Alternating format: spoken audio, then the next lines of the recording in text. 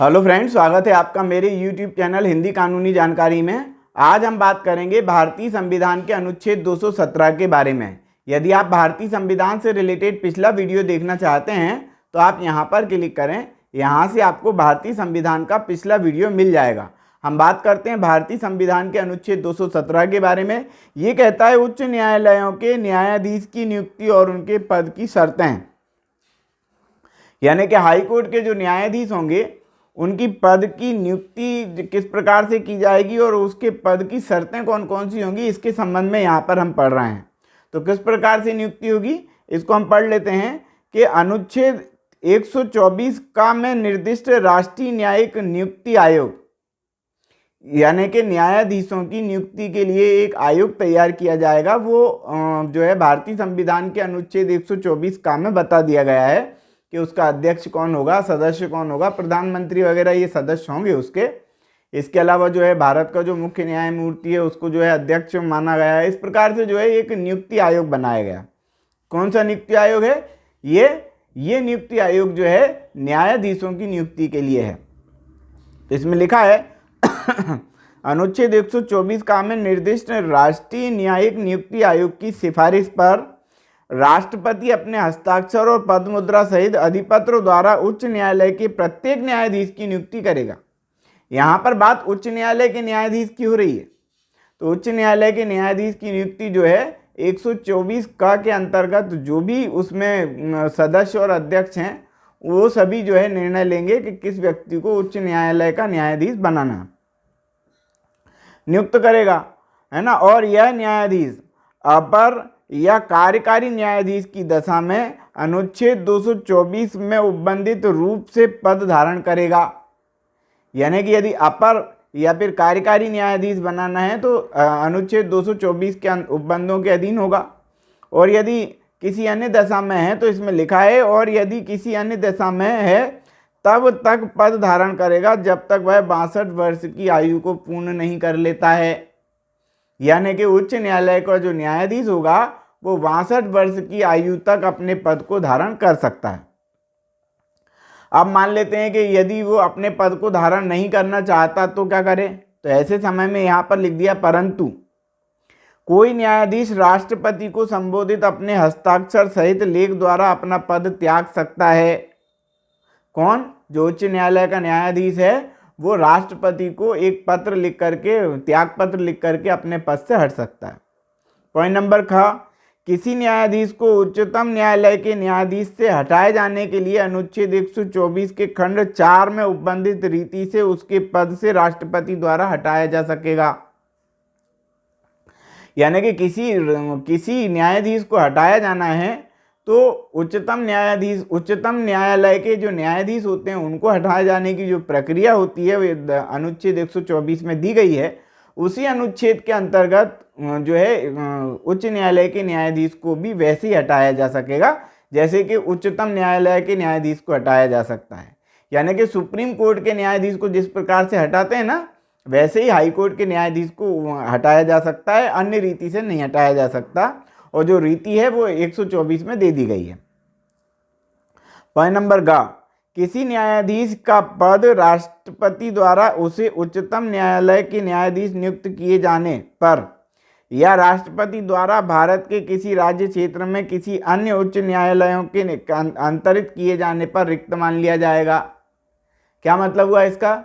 मतलब कि कोई न्यायाधीश, कोई उच्च यानी हाई कोर्ट बोल दो यार, तो हाई कोर्ट का जो न्यायाधीश है, हाई कोर्ट का जो न्यायाधीश है उसको यदि किसी दूसरे न्यायालय में ट्रांसफ़र कर दिया उसका, यानी कि एक हाई कोर्ट से दूसरे हाई कोर्ट में ट्रांसफ़र कर दिया तो जिस हाई कोर्ट में वो पहले था वो पद रिक्त मान लिया जाएगा।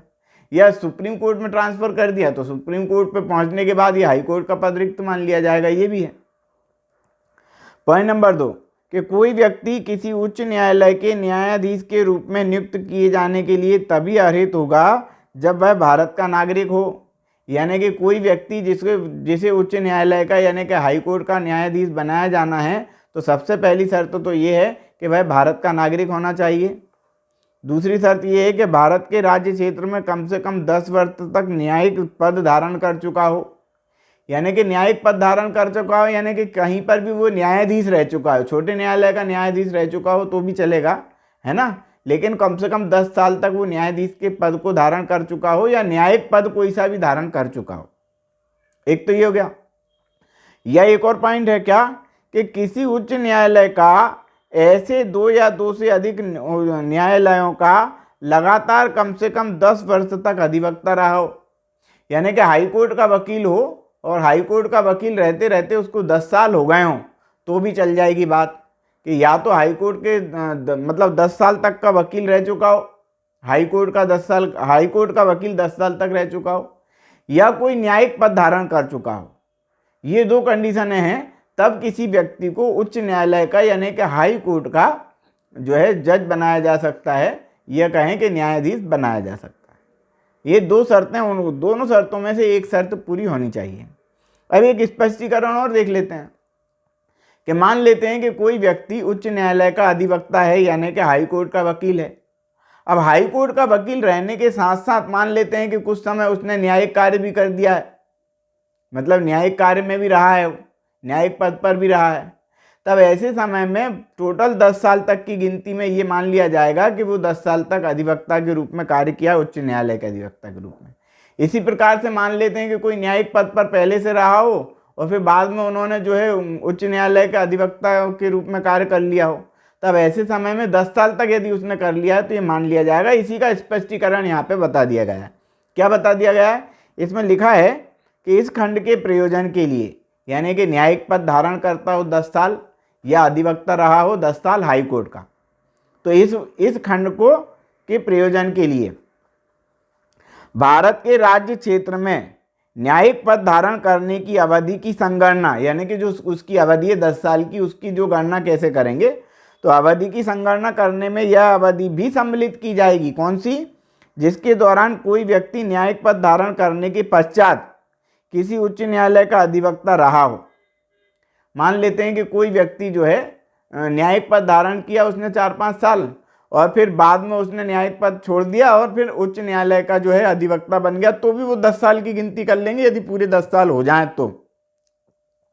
यानी कुछ समय अधिवक्ता रहा हो उच्च न्यायालय का और कुछ समय न्यायिक पद धारण कर लिया हो और टोटल मिला के 10 साल हो जाए तो संगणना कर लेंगे, गणना कर लेंगे कि हाँ ठीक है। या उतने ही किसी अधिकरण के सदस्य का पद धारण किया है अथवा संघ या राज्य के अधीन कोई पद धारण किया है, कानून मंत्री बना दिया तो संघ या राज्य के अंतर्गत उसने पद धारण कर लिया ना, कौन सा? न्यायिक वाला, तब ऐसे समय में ये मान लिया जाएगा। जिसके लिए विधि के विशेष ज्ञान अपेक्षित है, यानी कि ऐसा कोई पद धारण किया हो जिसके अंतर्गत विधि का ज्ञान अपेक्षित हो, तो मान लिया जाएगा 10 साल तक की अवधि उनकी होनी चाहिए। इसी प्रकार से अब ये तो बताई गई क्या कि न्यायिक पद धारण करने के साथ साथ अधिवक्ता रहा हो उच्च न्यायालय का, ये बता दिया। लेकिन आप दूसरे पॉइंट में देख रहे हैं कि उच्च न्यायालय का अधिवक्ता रहने के साथ साथ कोई न्यायिक पद धारण कर लिया हो तो वो भी 10 साल की गिनती कर लेंगे। लिखा है कि किसी उच्च न्यायालय का अधिवक्ता रहने की अवधि की संगणना करने में यह अवधि भी सम्मिलित की जाएगी जिसके दौरान किसी व्यक्ति ने अधिवक्ता होने के पश्चात जो है न्यायिक पद धारण किया है या किसी अधिकरण के सदस्य के रूप में अथवा संघ या राज्य के अधीन कोई पद धारण किया है जिसके लिए विधि का विशेष ज्ञान अपेक्षित है। यानी विधि का विशेष ज्ञान अपेक्षित है, ऐसा कोई पद धारण कर लिया है तो मान लिया जाएगा कि हाँ ये उच्च न्यायालय के अधिवक्ता होने के लिए 10 साल इन्होंने पूरे कर लिए हैं। लेकिन 10 साल पूरे होने चाहिए, चाहे वो न्यायिक पद पर रहा हो चाहे अधिवक्ता पद पर रहा हो उच्च न्यायालय। पॉइंट नंबर ख कहता है कि भारत के राज्य क्षेत्र में न्यायिक पद धारण करने या किसी उच्च न्यायालय का अधिवक्ता रहने की अवधि की संगणना करने में इस संविधान के प्रारंभ से